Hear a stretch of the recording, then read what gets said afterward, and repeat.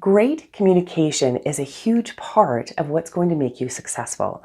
It's also a skill that you need to use and utilize in order to reach your full potential. Now, a lot of people don't know that 55% of the meaning that's conveyed from what you're saying is taken from your body language, and another 38% from your tone and your voice. So this is why I'm really excited about learning more about body language and also passing that on so other people can utilize it to reach their full potential. Now, a client came to me when she was having some difficulty with a client that she was working with.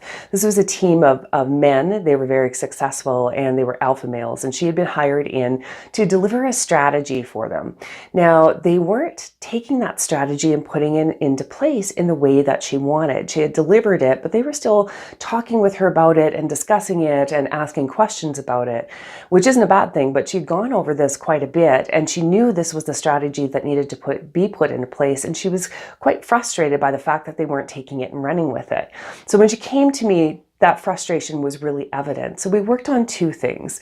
The first thing was the inflection of her voice. Now, she often inflected upward at the end of the sentence, so it sounded like a question all the time. The second thing that she did is she talked with her palms in an upward position. Now, palms in an upward position conveys the meaning that you're very open and you're unthreatening.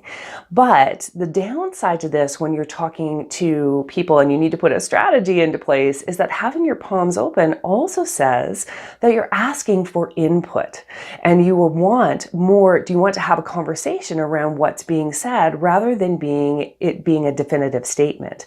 Now, palms down, on the other hand, that conveys authority. So if you're speaking with your palms down and you give it a firm no, that's a definite no. There is no room for negotiation when your palms are down. It's a very much more authoritative position. That's why you'll see people lean on a desk with their hands forward, and it is a very much more powerful position to be in. So hands down is when you're making a statement and you want a particular outcome. That's really where you want to be with your hand signals rather than having them palms up. So we fixed those two things with her. She went back into her next meeting. She started making definitive statements with her hands down as she was talking to them about the strategy, and everything turned around for her in one meeting. So she called me up afterwards. She was very excited, and they took everything and they put it into place. So you can see that the communication that you have is so much more than just what you're saying. And for her, making those two small changes gave her the results that she really wanted. So this is something that maybe you need to ask about if you're not getting the results that you want from your communication. Is there something else that you're conveying that's maybe going against that rather than working toward it with your body language, your tone, or your voice? So I really hope that you enjoyed this tip today. It's something that I want to deliver more to you. So I'd love to hear your feedback in the comments below.